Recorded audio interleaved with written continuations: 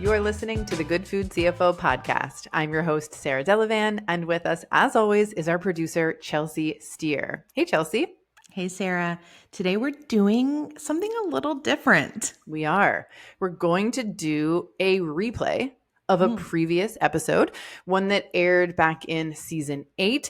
And in that season, it was called Pulling Out of Retail. Yeah, Sarah, we typically don't replay episodes like this, right? We typically don't re-air episodes.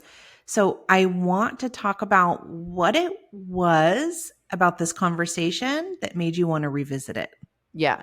Well, I'm hoping that people are not like turning off the podcast right now, because this was a very under listened to episode. And we take full responsibility for that because we got the title wrong. I think we've talked about it, Chelsea, how like we're bummed out that more people didn't hear this episode, because what it's really about is right sizing your business. Yeah. And it just so happened that the two founders that we spoke to in the original episode were indeed pulling out of retail.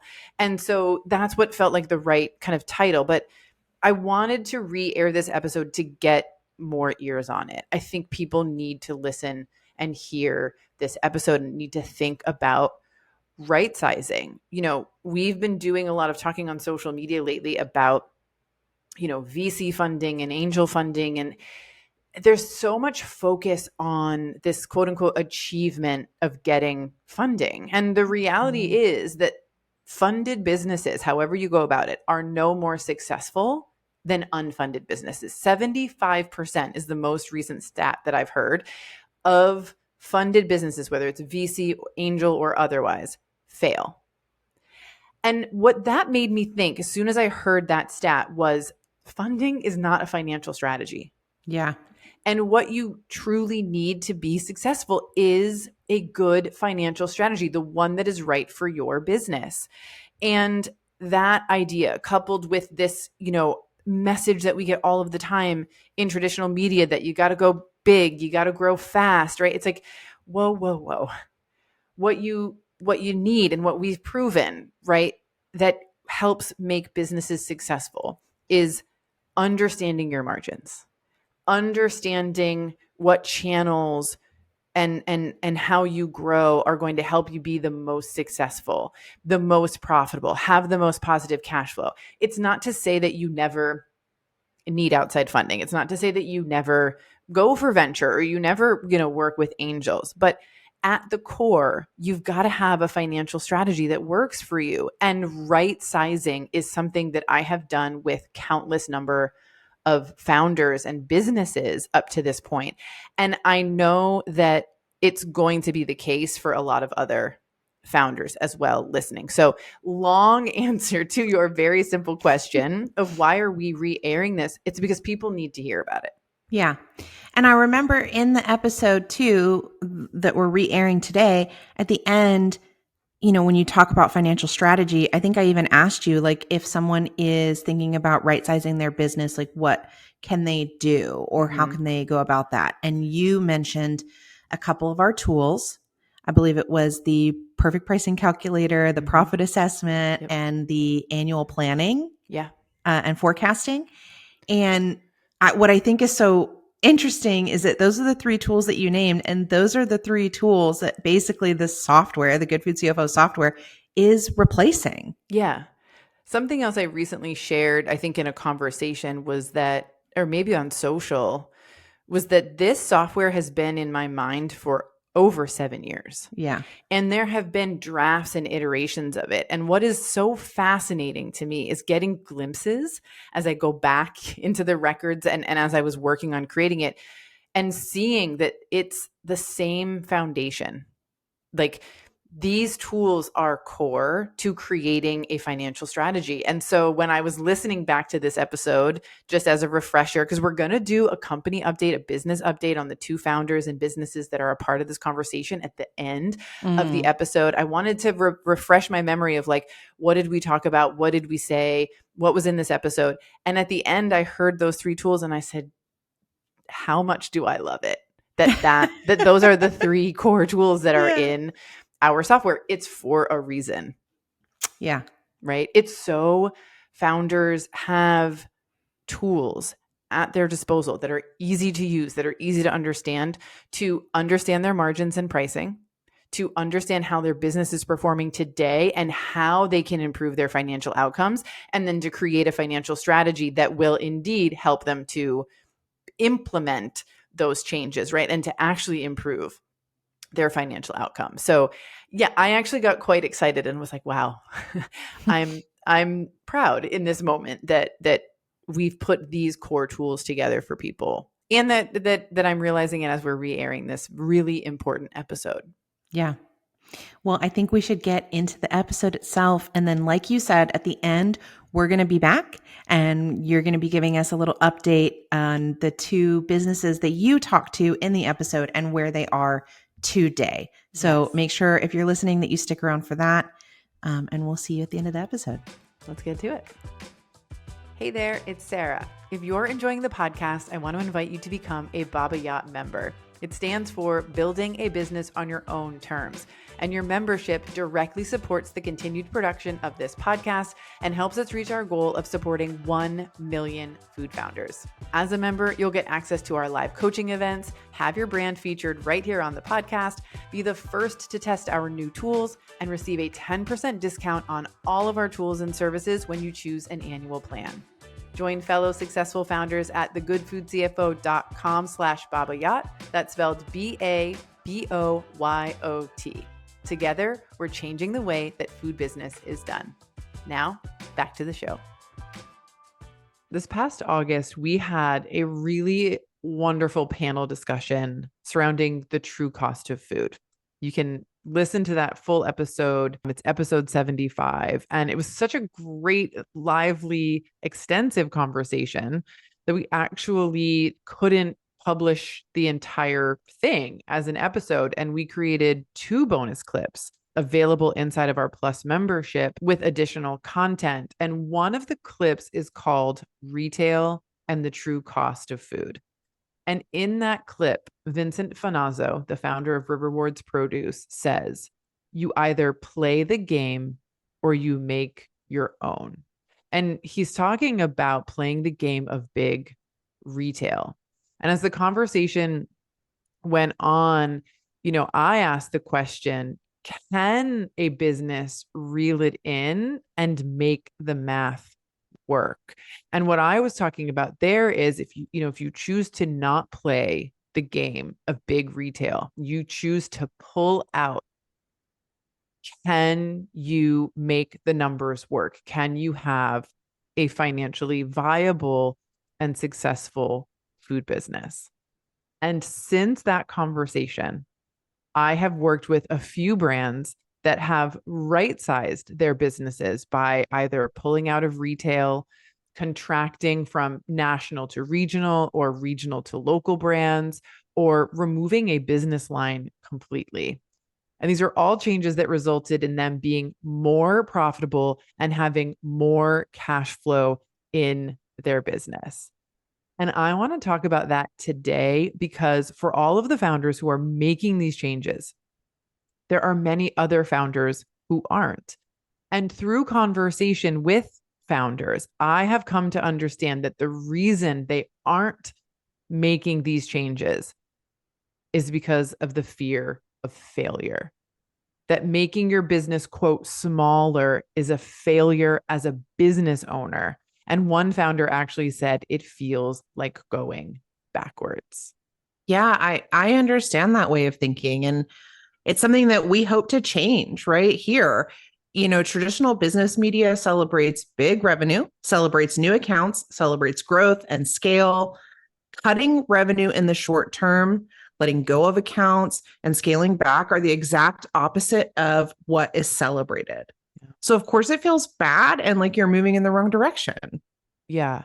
And we need to look at the benefits of doing things differently, really the benefits of doing what is right for your business rather than what's generally celebrated in the public eye without context. Absolutely. I think you're right. And so, Sarah, I want to start off by talking about why a company or a business would want to right size. That's a great question. And Typically, it comes down to three main things or three primary things. Number one on top of the list is cash flow, or perhaps I should say lack of cash in the business. Number two is often that a founder has hit their like risk threshold, right? They don't feel comfortable taking on more risk, whether that's in the business itself or in terms of, debt and financial risk. And the third factor is things like exhaustion, internal difficulties in the business, right? And that could be as a result of cash flow issues and dealing with the stress of the amount of financial and business risk you have taken. It could be that the company just internally isn't functioning well. And we'll dig into the whys of that in a couple of minutes, but if you have a business that just isn't operating smoothly, and when that happens, it can be a good time to say, like, let's take a pause and right size our business either temporarily or permanently to make things work a little bit better. I actually want to take a step back from there. Could you explain to me what would cause a business to get into that position in the first place? That's a great question. So, what I hear you asking is like, how does a business end up with cash flow issues, or how does a business end up with internal difficulties or hitting their risk threshold? And it's a great question. And I think on a sort of a high level view, it often happens because a founder is building the business they think they should be building, or they're growing at a pace that they think they should be growing. And that is often sort of like the root cause of a lot of reasons and a lot of causes. But if we're going to get really specific, some of the most common things that I see are: number one, the gross profit margin of products. We talk about this a lot around here because it's so important, and we do a deep dive into it in the Rethinking Cash Flow episode.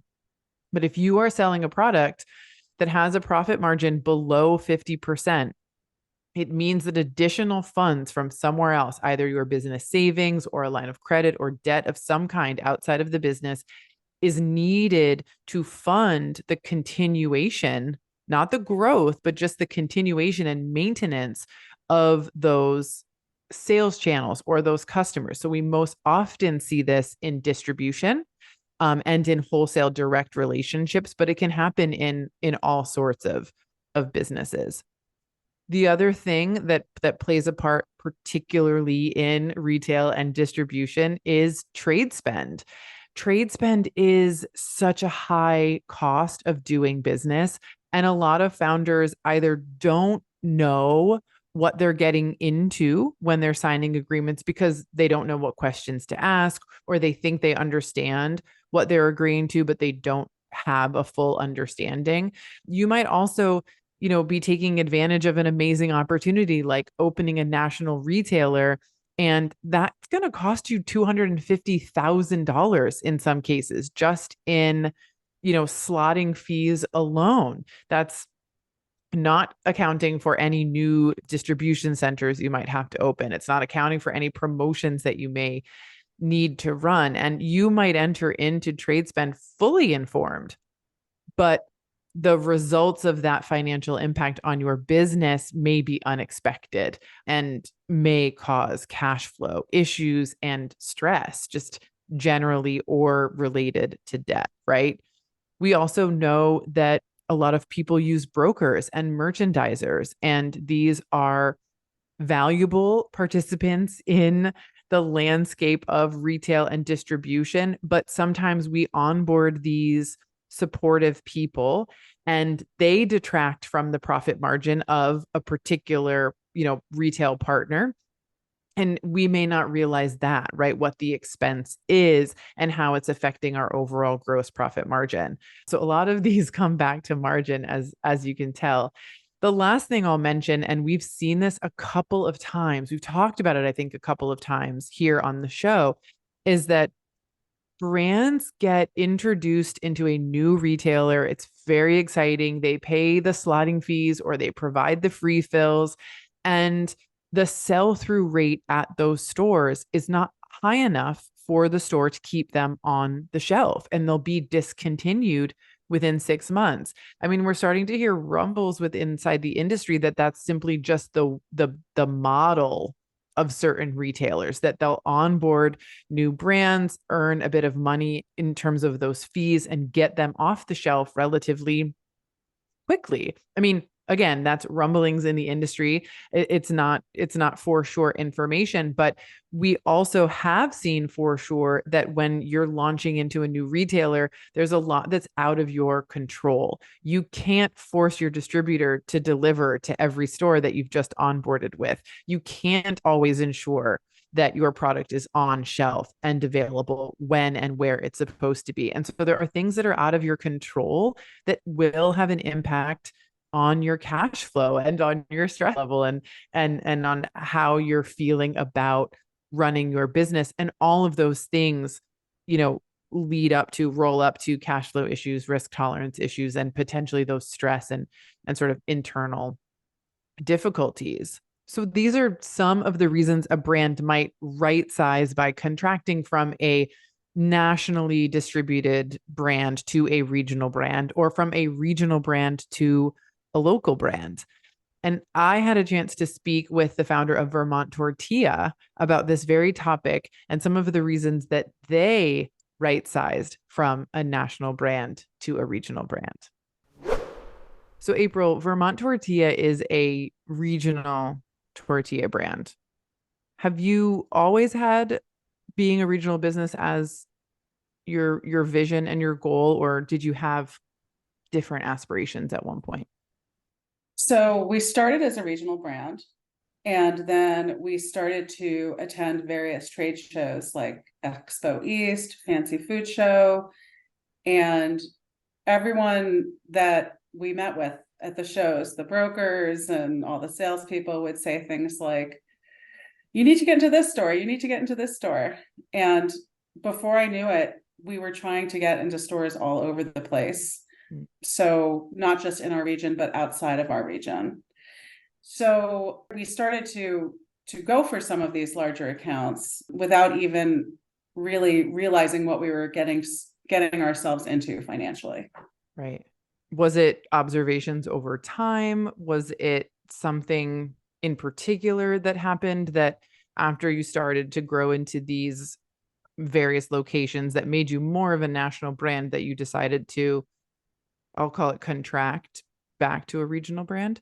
One thing that we realized after we got a national account that we were really excited about is that we didn't have the money to support that account. So when you're working with a larger retailer, they are going to have expectations in terms of promotions, in terms of everyday low price, in terms of advertising spend, demos, you name it. There's all kinds of programs that they want you to participate in that are expensive. And as a smaller brand, not backed by venture capital, we did not have the funds to sustain the type of growth that they thought we would get if we were to invest, as they call it, in our brand. Outside of the retail and distribution conversation, any type of food business could be struggling with cash flow. They might be bumping up against that risk, tolerance level, or struggling with internal difficulties due to simply lack of clarity within their business. And that might look like a couple of different things. That might look like the founder having all of the recipes in their head and their team not having access to that information without asking, right? That causes all sorts of difficulties and issues. It might be that the operations team or the kitchen and production team don't have the tools and the resources, as well as the information that they need to operate as efficiently as possible to keep, ingredients and food costs on target, every time they produce the product. And that can lead to all sorts of different problems, right? We also see businesses that are running without an understanding of their cost of goods sold. What does it cost to actually make their product? And with that, without that core piece of information of growing your business is actually potentially detrimental, right? Because if you're not selling a profitable product, if you're selling a product that's profitable, but the margins are below that 50% mark, we know that that's actually going to eat up more and more and more cash flow the more you grow. So in these instances, right sizing by removing a business line, either permanently or temporarily, or contracting the business that you are running, are really good ideas, because that's going to give you the space that you need to dig in and do the foundational work that you need to do to be able to grow confidently in the future. I recently had a conversation with Leah Farazani, who is the founder of Semolina Pasta, about why she decided to eliminate some business lines or sales channels from her business. Now let's take a listen to that. So Semolina is a retail shop where you sell your pasta, you sell other products. You have an amazing little like sandwich business that runs out of there, the greatest sandwiches, Italian ices, and in the back of the retail store and to the side of it, you have your pasta production, which for a couple of years or several years you've been selling not only wholesale direct, but also through distribution to larger retailers. And you shared in the True Cost of Food episode that you had pulled out of UNFI in the past. And recently, so within 2023, you also made the decision to stop working with, at least for now, the distributors that you had been working with.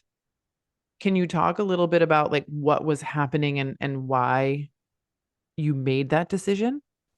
First of all, working with the distributors that I left recently at UNFI is like night and day. Yeah. Right. So I don't want to totally discount the level of partnership, especially with Foundation Foods, that I had. The advocacy, the work that they did to get our brand on shelf and keep it on shelf and really understand the moving parts of a small food business or small to medium food business as opposed to a behemoth. They were fantastic partners. That said, with all of the cost increases over the last 2 years, even with a price increase on my own end, the margins to sell at that tier really just don't make sense. Yeah. The place that like running projections, it felt like, and this may be a slight exaggeration, but it felt like to really see the profitability that I used to have at that same tier, I needed to 10x the business. And that's a business that makes 1.5 million pounds of pasta a year. Yeah. That's a fundamentally different operation. It is a truly streamlined factory that has automation in packing. I mean, that's a huge part of where we were struggling is the time that it took to pack. Yeah. It either is drying the pasta much faster and at higher temperatures than we do to make that process shorter to be able to maximize the space, or finding other shortcuts. And those were never principles. Shortcuts has never been a principle that I've operated on. And automation isn't a cutting of corners, it's an investment. And the revenue isn't there to financially pay for the investment. And the space isn't there to fit the equipment. There isn't right size equipment, which also means then there's not right priced equipment to hit that middle tier. So like if you start adding it up, it's like, well, I can't go from 150,000 pounds to like 350,000 pounds or something like that, right? Like get like a small packing machine. It's like, no. Like I have to get the packing machine for this much, much larger business, which means that I have to make that much pasta to even justify having the $50,000 packing machine to make the same amount of money that I used to make Yeah. making less pasta. Yeah. And when I think about the parts of the business that I love, the parts of the product that I love, that the product that I would make, how do I reconcile those? And do I have the same connection with the business at £1.5 million? Do I get the opportunity to talk to my customers? Like, that is so important to me, to feel like I am bridging a gap between somebody and the thing that they're feeding people. And so I just couldn't see myself in that bigger picture business. Yeah. So we've heard from two founders now who made decisions to right size their business and really why they made those decisions. But I'm curious to know still how those changes affected profitability, cash flow, getting realigned with their risk tolerance, all the things that we've talked about today. Yeah. Well, right off the bat, in terms of cash flow, when you identify that something's not working in your business, right? You identified the strain on cash flow, right? And in a lot of the examples we gave today, it was distribution or retail, right? When you identify the source of low profit margins, that drain on your cash flow, as I said, and you eliminate it from your business, right? What you're left with typically is higher margin sales channels. So right off the bat, your gross profit margin is increasing, and that's going to allow you to hang on to more of the money that you are earning in your business, right? So that has a pretty direct correlation to cash flow and a pretty quick impact on it as well. The other thing that we see in terms of profitability is that when you're spending less, you are more profitable, right? And so for some businesses, when we looked at April's numbers, for example, her profit on the P&L, it seemed to change overnight. It was a very, very quick change. With Semolina, it's taking a bit longer to see the kind of change that we saw with Vermont Tortilla, but we're ticking closer and closer and closer month over month over month. And it's because you've taken the time during the contraction, during the right sizing, to say, what do I need? What do I not need? Where am I spending money? Where am I not spending money anymore? And it essentially, right sizing is making your business profitable at the core, right? And not just profitable, but also manageable. And so when you make your business more manageable, more profitable, you're going to see the changes on the P&L. You're going to see the changes in cash flow. Many founders also feel the change in terms of the lightness, in terms of the space they have to be creative and to truly build the business of their dreams. And so it doesn't look exactly the same for every single founder and for every single business, but without a doubt, when we've made very thoughtful changes in terms of right sizing a business, the impacts on cash flow and profitability happen quickly, and they're pretty significant. So, Sarah, for any founders that might be out there thinking, listening to this episode and thinking, oh, maybe it's time I take a look at my business, and do I need to right size? Do I need to pull out of retail, or don't I? Where can they go to get some support in that kind of thought process?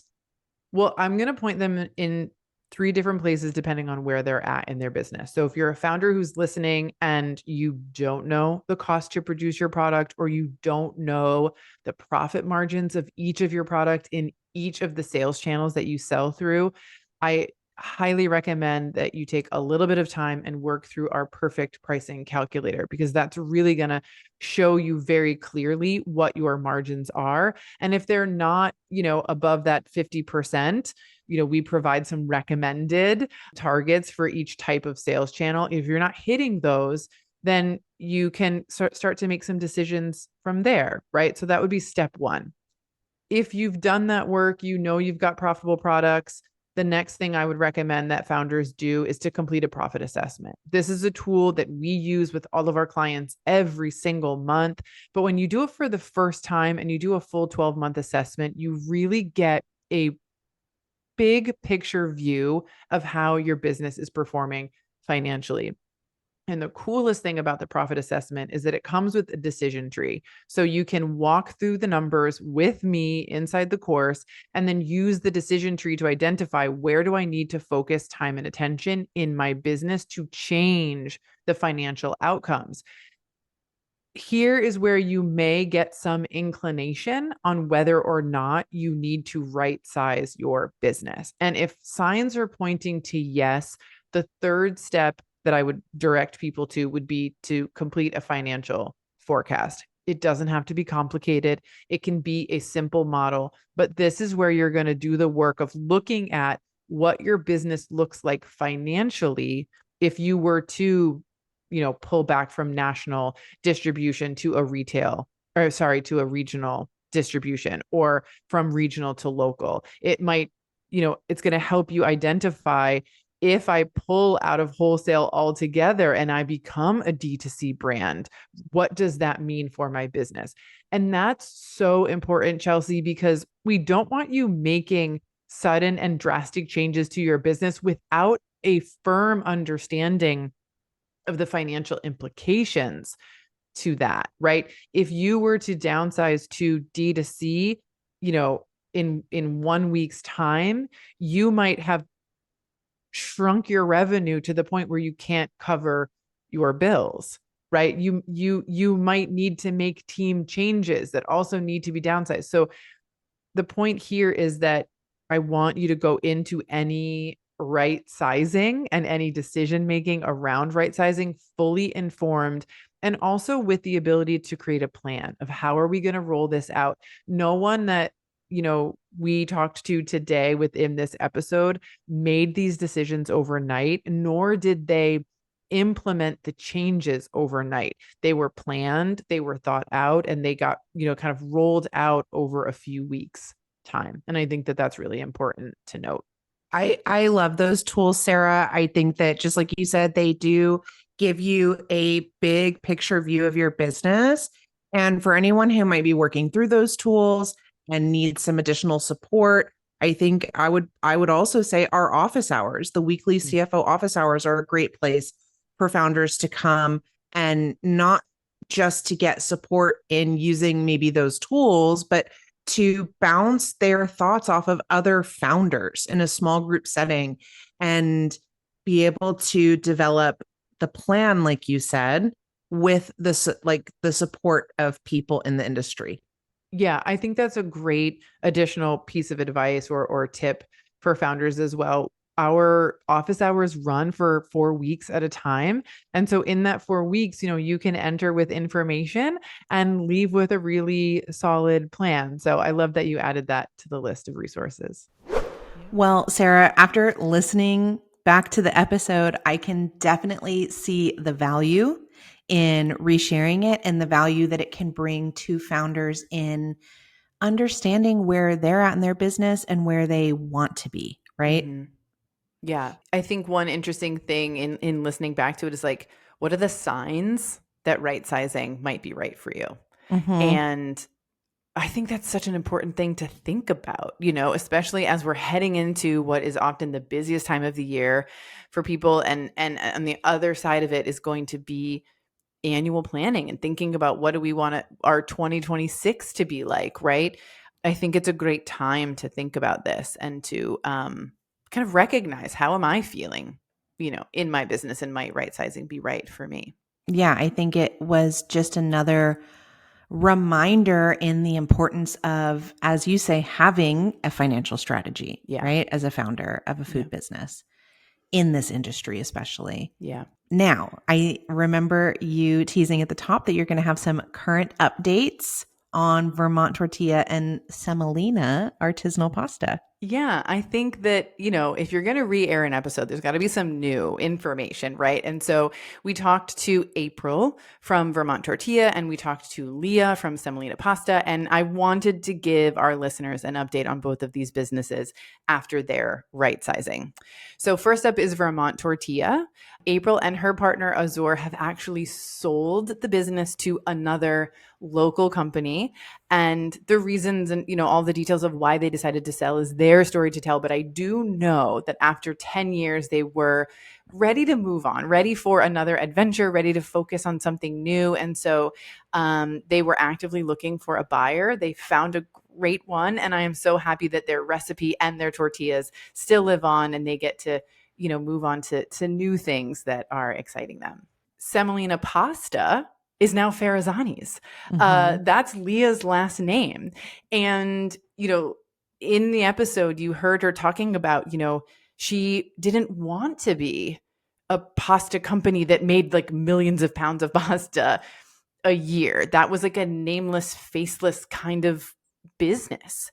And what she was doing when she was quote unquote pulling out of retail and right sizing was really becoming and digging into the identity of being the neighborhood Italian shop. And since that episode aired originally, they have rebranded to Farazani's. They have this beautiful green color that's very personal to Leah. I think that was like her wedding color, which is like just so cool. She has this beautiful case in her store now that is full of gorgeous fresh pasta. They make the most incredible sandwiches on local bread. They make, the spreads and the pestos and ragouts that are made in their kitchen and in their refrigerators. They make pre-made lasagnas and stuffed shells. It's like literally where you can go to grab lunch, where you can go to grab tonight's dinner, right? Whether you're going to make a quick fresh pasta dish or pop a lasagna, in the oven. They've got Italian ices. And so you could see streams of kids,